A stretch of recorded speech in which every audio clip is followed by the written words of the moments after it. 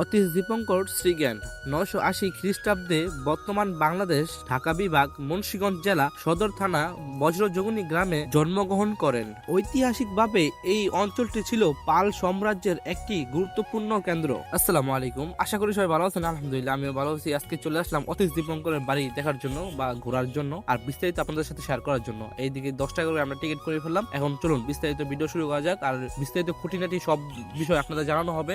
চলুন ভিডিও শুরু করা যাক। আর যারা ইতিহাস আর ঐতিহ্যকে ভালোবাসেন তারা পুরো ভিডিওটা দেখবেন, আর যারা ঘুরে আসতে চান তারা ঘুরে আসতে পারেন। মাশাআল্লাহ সুন্দর একটি প্লেস। চলুন আর কথা না বাড়িয়ে ভিডিও শুরু করা যাক। আমরা তাকে অতীশ দীপঙ্কর শ্রীজ্ঞান নামে চিনে থাকি। তার বাল্য নাম ছিল চন্দ্রগর্ভ এবং তিনি শৈশবে প্রথাগত শিক্ষার প্রতি গভীর আগ্রহ দেখান। প্রাথমিক শিক্ষার পাঠ চুকিয়ে তিনি জ্ঞান অর্জনের জন্য তৎকালীন যুগের নামকরা বিদ্যাপীঠ নন্দনা বিহারে যান। সেখানে তিনি উচ্চ শিক্ষা লাভ করেন। নন্দনা ছাড়াও তিনি বিক্রমশিলা সহ ভারতীয় উপমহাদেশের বিভিন্ন শিক্ষা কেন্দ্রে অধ্যয়ন ও জ্ঞান সাধনা করেন। এমনকি 1011 খ্রিস্টাব্দে সমুদ্রপথে যাত্রা করে সর্বর্ণ দ্বীপে গিয়ে তিনি উচ্চ শস্ত্র অধ্যয়ন করে, যা তৎকালীন সময়ে একটি দুঃসাহসিক পদক্ষেপ ছিল। আমরা ইতিমধ্যে জানতে পারলাম তার জন্ম এবং শিক্ষার বিষয়ে। আমরা এখন জানতে যাচ্ছি তার তিব্বতের যাত্রার অভিজ্ঞতা আর অতীশ উপাধি কিভাবে লাভ করেন। 1040 খ্রিস্টাব্দে তিব্বতের রাজা জ্ঞানপ্রভু অতীশ দীপঙ্করকে তিব্বতে আসার আমন্ত্রণ জানান। তিব্বতের ধর্মীয় পরিস্থিতি তখন বেশ জটিল ছিল। অতীশ দীপঙ্করের যাত্রা অত্যন্ত কষ্টসাধ্য।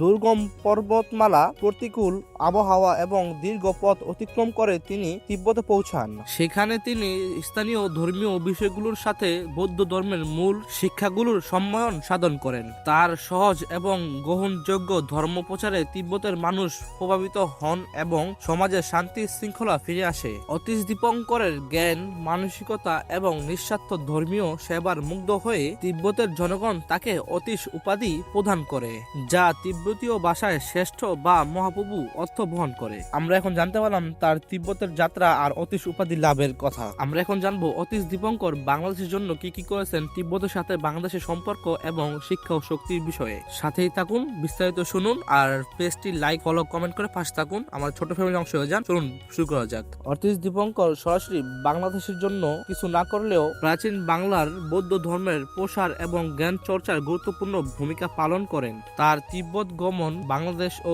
তিব্বতের মধ্যে একটি গভীর সাংস্কৃতিক ও ধর্মীয় সেতু তৈরি করে, যা উভয় অঞ্চলের জন্য ঐতিহাসিকভাবে তাৎপর্যপূর্ণ। অতীশ দীপঙ্করের শিক্ষা ও দর্শন এবং তার আন্তর্জাতিক যোগাযোগ পরোক্ষভাবে এই অঞ্চলের মানসিক শক্তিতে এবং জ্ঞান ভিত্তিকে মজবুত করেছে। আমরা এখন জানতে পারলাম অতীশ দীপঙ্করের বাংলাদেশের অবদান, তিব্বতের যাত্রা এবং শিক্ষা শক্তির বিষয়ে। আমরা ভিডিওর শেষের দিকে আছি। চলুন জানা যাক তার মৃত্যুর ঘটনা। অতীশ দীপঙ্কর শ্রীজ্ঞান 1054 খ্রিস্টাব্দে তিব্বতে কেথায় মারা যান এবং সেখানে তার সমাধি রয়েছে।